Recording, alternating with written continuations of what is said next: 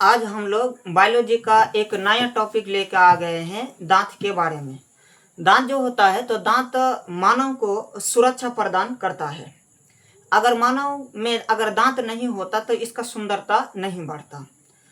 मान लीजिए कि जिसके मुंह में दांत नहीं है तो उसको खाना वाना खाने में बहुत ही ज़्यादा दिक्कत होते हैं। दूसरी बात यह है कि ये जो दांत जो है बाहर की ओर अगर निकल जाएंगे तो इसका सुंदरता खत्म हो जाएगा। जैसे मूवी वूवी में देखते हैं कि चुड़ैल सब जब होती है तो ये वाला दांत जब निकल जाती है तो दिखने में उसका सुंदरता नहीं लगते, चुड़ैल की जैसा लगते हैं। तो हम लोगों के मुंह में अगर दांत नहीं होता और दांत अगर इस तरीके से निकल जाता तो हम लोगों को भी चूहा और शेर की जैसा लगता। तो आइए डिटेल से पढ़ते हैं दांत के बारे में। देखिए, दांत का निर्माण, दांत यानी किससे मिलके बना होता है? तो दांत जो होता है तो ये कठोर ऊतक से मिलके बना होता है, ठीक है ना। और दांत का जो अध्ययन होता है तो दांत का अध्ययन को कहता है ओडोंटोलॉजी। दांत का अध्ययन क्या कहलाता है? ओडोंटोलॉजी। अब दांत का जो हानि यानी कौन पहुंचाता है? तो अगर ये जो दांत जो है ना, इन दांत में अगर फ्लोरीन गैस को अगर छिड़क दिया जाएगा या फ्लोरीन गैस अगर यहाँ पे लग जाएगा तो पूरे दांत क्या हो जाएगा? झड़ जाएगा। तो दांत का हानि कौन सा गैस हो जाएगा? तो फ्लोरीन। और दांत का अध्ययन क्या कहलाएगा? तो ओडोंटोलॉजी। और दांत किससे मिलके बना होता है? तो दांत कठोर ऊतक से मिलके बना होता है। अब दांत के बारे में हम लोग समझने के लिए इन्हें दोनों भागों में बांटा।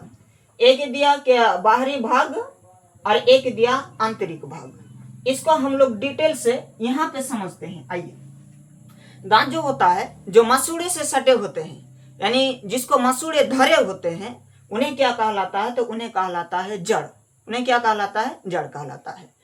और मसूड़े से जो ऊपर जो निकले हुए हैं उन्हें कहलाता है सिर या शिखर। उन्हें क्या कहलाता है? सिर या शिखर। अब एग्जाम में क्वेश्चन इस तरीके से पूछता है कि जड़ और शिखर, जड़ और शिखर के बीच वाले भाग को क्या कहता है?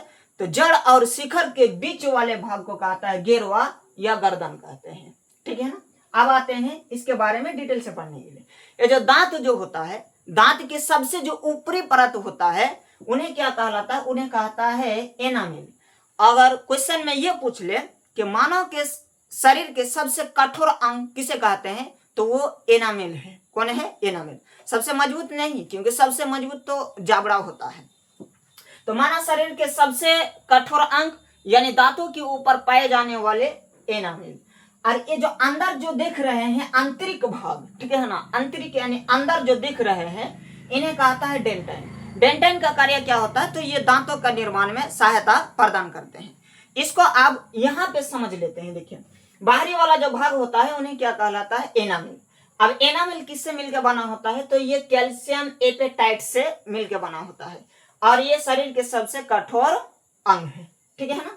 उसके बाद आंतरिक भाग यानी यहाँ पे जो भाग दिखाया गया है इन्हें कहलाता है आंतरिक भाग। आंतरिक भाग को क्या कहलाता है? तो डेंटाइन। क्या कहलाता है? डेंटाइन। डेंटाइन किससे मिलकर बना होता है? तो ये कैल्शियम फास्फेट से मिलकर बना होता है। एक्चुअली अगर कोई पूछे कि दांत का निर्माण किससे होता है तो दांतों का निर्माण होता है कैल्शियम फास्फेट से, ठीक है ना। अब यहाँ पे समझ जाते हैं। देखिए, दूध के दांत, जो दांत मानव के झड़ जाते हैं यानी बच्चे जब इस धरती के अंदर आते हैं तो जब उसका वायु 12 या 14 वर्ष का जब होता है तो उसका दांत क्या होने लगता है? तो झड़ने लगता है। तो उसे दूध का दांत कहता है, यानी झड़ने वाले जो दांत होता है उसे दूध के दांत कहते हैं। अगर पूछे कि दूध के दांत की कुल संख्या कितना है तो कुल संख्या 20 है, ठीक है ना। अब यहाँ पे समझते हैं कि मानव जीवन काल में दांत की कुल संख्या कितनी है मानव के जीवन काल में। तो देखिए, यहाँ पे झरे हुए जो दांत थे तो वो 20 थे और मानव के शरीर में यानी मानव के मुंह में कितने दांत पाए जाते हैं? 32। कितने पाए जाते हैं? 32। अब 20 और 32 को जब आप काउंटिंग कीजिएगा तो कितना आ जाएगा? 52। अगर एग्जाम में इस तरीके से क्वेश्चन पूछे कि मानव के मुंह में कुल कितने दांत होते हैं तो 32, लेकिन अगर ये पूछ ले कि मानव जीवन काल में कुल कितने दांत होते हैं उसके मुंह में तो 52। अगला नेक्स्ट वीडियो में हम लोग दांतों के प्रकार के बारे में पढ़ेंगे। आज इतना ही। जय हिंद।